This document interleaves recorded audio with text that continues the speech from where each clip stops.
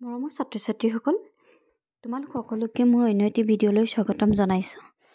আজি বিষয়বস্তু হৈছে ষষ্ঠ শ্ৰেণীৰ ইংৰাজী পাঠ্যপুথিখনৰ লেচন নম্বৰ 1ৰ প্ৰশ্ন উত্তৰসমূহ। গতিকে আশা কৰোঁ তোমালোকে ভাল পাবা, কিয়নো তোমালোকৰ কিতাপখন এবাৰ চেঞ্জ হৈছে। গতিকে তোমালোকে চেনেলটো ছাবস্ক্ৰাইব কৰি ল'বা, যাতে আগলৈ এনেধৰণৰ ভিডিঅ'ৰ বাবে তোমালোকৰ সহায়ক হয়। Lesson number 1, afternoon on a hill. Afternoon মানে হৈছে দুপৰীয়াৰ পাছৰ সময়খিনি, অৰ্থাৎ পিছবেলাৰ কথা কৈছে। অন এ হিল মানে এটা পাহাৰৰ ওপৰত। লুক এট দ্য পিকচাৰ্ছ, তলৰ ছবিবোৰ চোৱা। Which ones have you seen in real life? তোমালোকে ৰিয়েল লাইফত তোমালোকে কোনবোৰ দেখিছা? Put a tick in the circles, আৰু চাৰ্কলছবিলাকত তোমালোকক টিক চিন দিবলৈ কৈছে। এই চি দেখিছা, তোমালোকে যদি সাগৰ দেখিছা তেন্তে তাতে টিক দিবা। যদি পৰ্বত দেখিছা বা পাহাৰ দেখিছা, হিল দেখিছা, তেতিয়াহ'লে তাত দিবা। তাৰপাছত যদি ডেজাৰ্ট দেখিছা, মৰুভূমি দেখিছা, তেতিয়াহ'লে তাত টিক দিবা। যদি ৰিভাৰ দেখিছা, তাত টিক দিবা। আমি সকলোৱে নদী দেখিছোঁৱে নহয় জানো? গতিকে মই তাত টিক দি দিছোঁ। আৰু ক্লাউডটো সকলোৱে আমি দেখিছোঁৱে, গতিকে মই এইটোতো টিক দি দিছোঁ। আৰু এ ক্লিফ মানে হৈছে পৰ্বত বা পাহাৰৰ যিটো কিনাৰৰ অংশ। তোমালোকে এইটো ধৰিব পাৰিছানে ছবিটোত? কিনাৰৰ যিটো অংশ সেইটোকে ইংৰাজীত ক্লিফ বুলি কয়। গতিকে যদি সেইটো দেখিছা তেন্তে তাতো তোমালোকে টিক চিন দিবা। এতিয়া আমি কবিতাটো পঢ়ি চাওঁ আহাচোন। Let's recite a poem about the poet's visit to a hill in an afternoon. ইয়াতে এটা কবিতা দিছে আৰু কবিতাটো আবৃত্তি কৰিবলৈ দিছে। কবিতাটো কিহৰ ওপৰত দিছে? কবিজনে দুপৰীয়াৰ সময়খিনিত মানে পিছবেলাৰ সময়খিনিত তেওঁ কি কৰিছে? এটা পাহাৰৰ ওপৰলৈ গৈছে আৰু সেই কথাখিনি তেওঁ কেনেদৰে বৰ্ণনা কৰিছে তাকে কবিতাটোত উল্লেখ কৰিছে। গতিকে আমি কবিতাটো পঢ়ি চালে গম পাম। কবিতাটো লিখিছে এডিনা ছেইণ্ট ভিনচেণ্ট মিলে নামৰ কবিগৰাকীয়ে। গতিকে আমি পঢ়ি চাওঁ আহাচোন।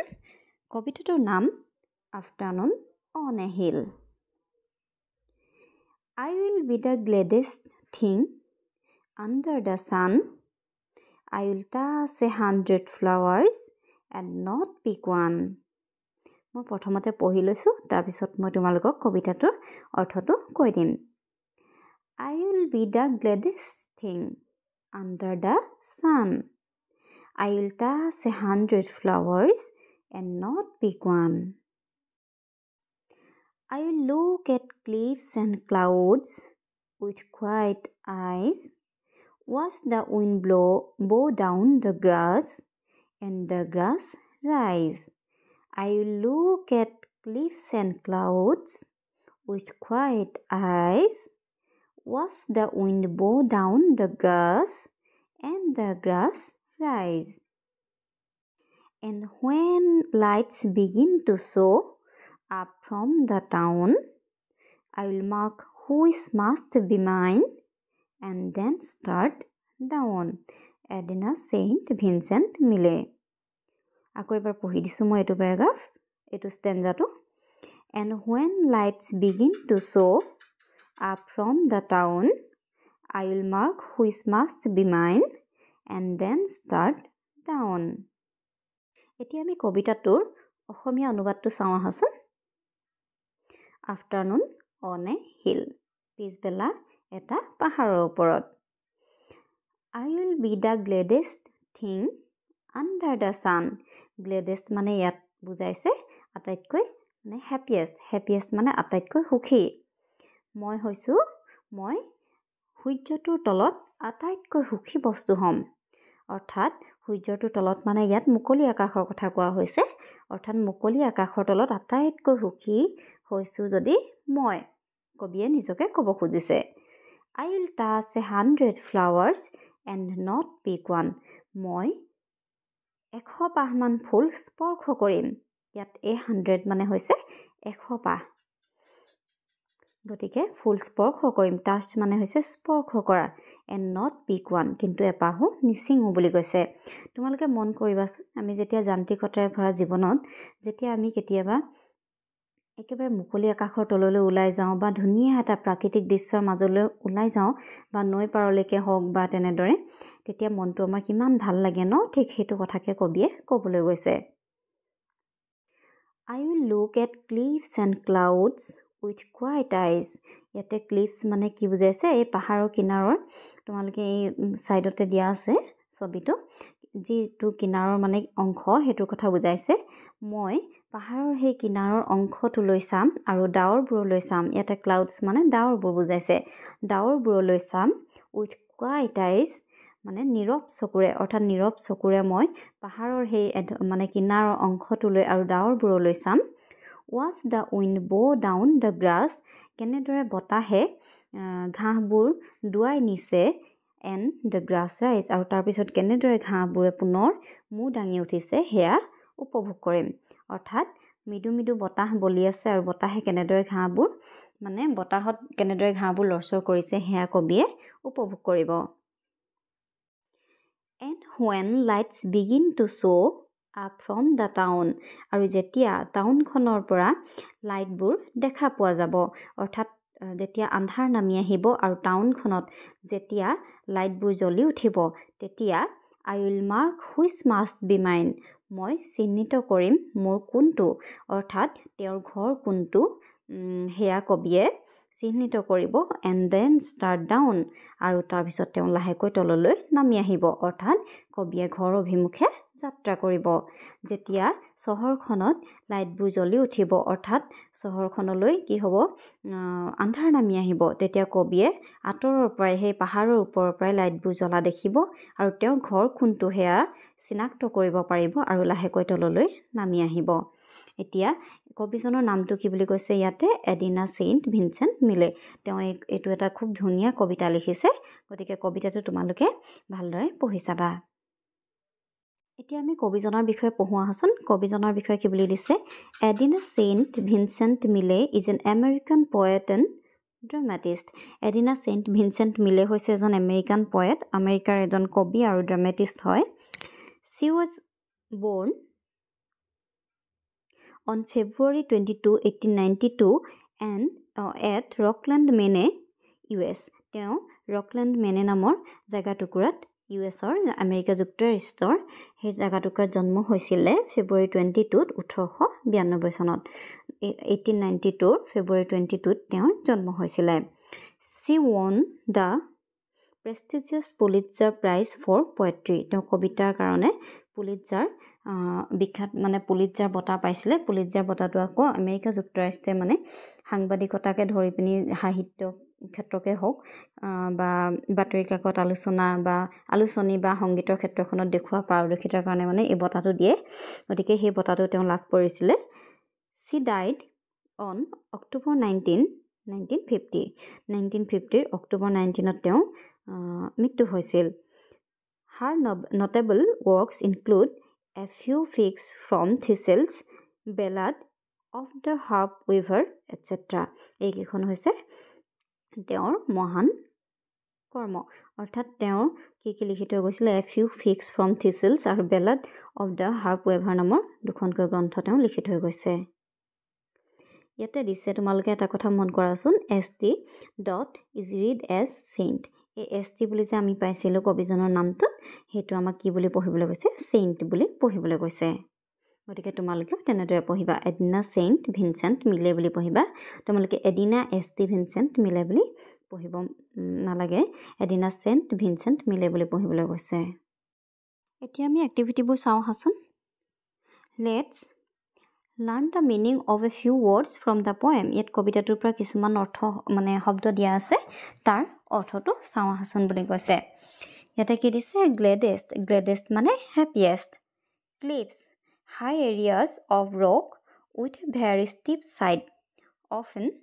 at the edge of the sea or ocean সাগৰ বা মহাসাগৰৰ কিনাৰত থকা মানে হিলৰ যিটো কিনাৰ অংশৰ কথা কোৱা হৈছে ইয়াতে হেতুকে ইংৰাজীত ক্লিপছ বুলি কোৱা হয় মই ইয়াতে তোমালোকক ছবিটো লগাই দিম তোমালোকে তেতিয়া অৰ্থটো ভালদৰে বুজি পাবা ইয়াত কি বুলি কৈছে আৰু এটা শব্দ দিছে ইয়াতে mark to show the position of something যি কোনো এটা বস্তু মানে পজিশন দেখুৱা হেতুকে মাৰ্ক কৰা বুলি কয় এতিয়া আমি প্ৰশ্ন উত্তৰবোৰ চাওঁ আহাচোন activities let's see how much we have understood এতিয়া চাওঁ আহাচোন আমি কিমান বুজি পালো 1 Answer the following questions. তলৰ প্ৰশ্নবোৰৰ উত্তৰ দিয়া। এইটো দিছে, what are the few things that the poet will see while standing on a hill in the afternoon? কবিয়ে যেতিয়া পিছবেলাৰ সময়খিনিত এটা পাহাৰৰ ওপৰত থিয় হৈ থাকিব তেতিয়া কবিয়ে কি বস্তু দেখিব বুলি কৈছে। তেতিয়া কবিয়ে কি বস্তু দেখিব? ক্লিফছ দেখিব আৰু ক্লাউডছ দেখিব। গতিকে আমি কেনেদৰে লিখিম চাওঁ আহাচোন। উত্তৰটো হ'ব, the poet will see cliffs and clouds while standing on a hill. এটা ডিটো থাকি গৈছে, তোমালোকে ডিটো দি ল'বা। তাৰপিছত when will the grass bow down and rise again? কেতিয়া ঘাঁহবোৰে মূৰ দোৱাব আৰু পুনৰ মূৰ দাঙি উঠিব? উত্তৰটো হ'ব when the wind blow, যেতিয়া বতাহ বলা আৰম্ভ কৰিব। তাৰপিছত চিটো, what will the poet do on the hill in the afternoon? কবিয়ে পিছবেলাৰ সময়খিনি পাহাৰৰ ওপৰত কি কৰিব? The poet will touch 100 flowers. কবিয়ে 100 মান ফুল স্পৰ্শ কৰিব। When will the poet go home? কবিয়ে কেতিয়া ঘৰলৈ যাব? When the lights begin to show from the town. যেতিয়া টাউনৰ পৰা লাইটৰ পোহৰ দেখা পোৱা যাব। Why do you think the poet will not pick any flowers? তোমালোকে কি ভাবা যে কবিয়ে কিয় ফুল এপাহো নিচিঙিব? Because the poet loves nature. কাৰণ কবিয়ে প্ৰকৃতি ভাল পায়। মৰমৰ ছাত্ৰ ছাত্ৰীসকল, মই যিমান পাৰোঁ সিমান সহজভাৱে ছুটিকৈ তোমালোকৰ বাবে প্ৰশ্ন উত্তৰসমূহ তৈয়াৰ কৰি দিছোঁ। তোমালোকে যদি কিবা অসুবিধা পাইছা মোক কমেণ্টত জনাবা। মই পিছৰ ভিডিঅ'ত সেইখিনি ঠিক কৰিবলৈ চেষ্টা কৰিম। এতিয়া আমি 2 নম্বৰটো চাওঁ আহাচোন। 2 নম্বৰটো কৈছে, write down the stanza from the poem that you like the most. তোমালোকক সেই ষ্টাঞ্জাটো লিখিবলৈ কৈছে যিটো ষ্টাঞ্জা তোমালোকৰ মানে আটাইতকৈ বেছি ভাল লাগিল। অৰ্থাৎ কবিতাটোত থকা যোনটো ষ্টাঞ্জা তোমালোকৰ আটাইতকৈ বেছি ভাল লাগিল সেই ষ্টাঞ্জাটো তোমালোকক ইয়াতে লিখিবলৈ কৈছে। মই সেইকাৰণে লিখি দিয়া নাই, তোমালোকৰ যোনটো ভাল লাগিছে সেইটোকে তোমালোকে লিখিবা। এতিয়া আমি 3 নম্বৰটো চাওঁ আহাচোন। 3 নম্বৰটো কৈছে, read the following explanations of the 3 stanzas of the poem given below. Identify and write the stanza number next to each explanation. ইয়াতে কবিতাটোৰ যিবোৰ ষ্টাঞ্জা দিয়া আছিলে তাৰ এক্সপ্লেনেশ্যন কিছুমান দিয়া আছে আৰু আমি কোনটো ষ্টাঞ্জাৰ পৰা তুলি অনা হৈছে সেইটো মানে লিখিব লাগে। কিনাৰ বক্সতে লিখিব লাগিব। The poet will look at cliffs and clouds and watch how the grass bows down because of the wind and rises again the next moment. ইয়াত কবিয়ে নীৰৱ চকুৰে মানে সেই পাহাৰৰ কিনাৰৰ অংশটোলৈ আৰু ক্লাউডছ ডাৱৰবিলাকলৈ চাই থকাৰ কথাটো কৈছে আৰু বতাহৰ স্পৰ্শ পাই ঘাঁহবোৰে কেনেকৈ মূৰ দোৱাইছে আৰু নেক্সট মমেণ্টত আকৌ কেনেদৰে মূৰ তুলি উঠিছে সেই বিষয়ে বৰ্ণনা কৰিছে। সেইটো কোনটো ষ্টাঞ্জাত আছিলে আমি ইয়াতে কিনাৰতে লিখিব লাগিব।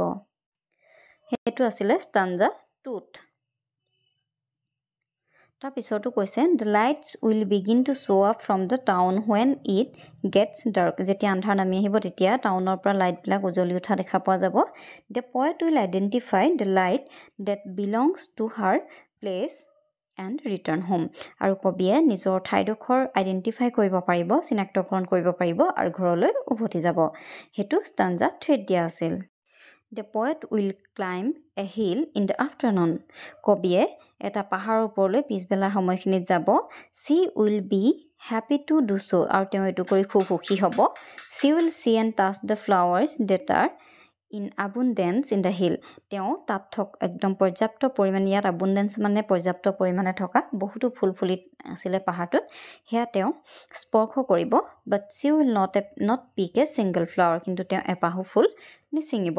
সেইটো কোনটোত দিয়া আছিলে? ষ্টাঞ্জা 1ত। গতিকে তোমালোকে এইটো এনেদৰে লিখিবা।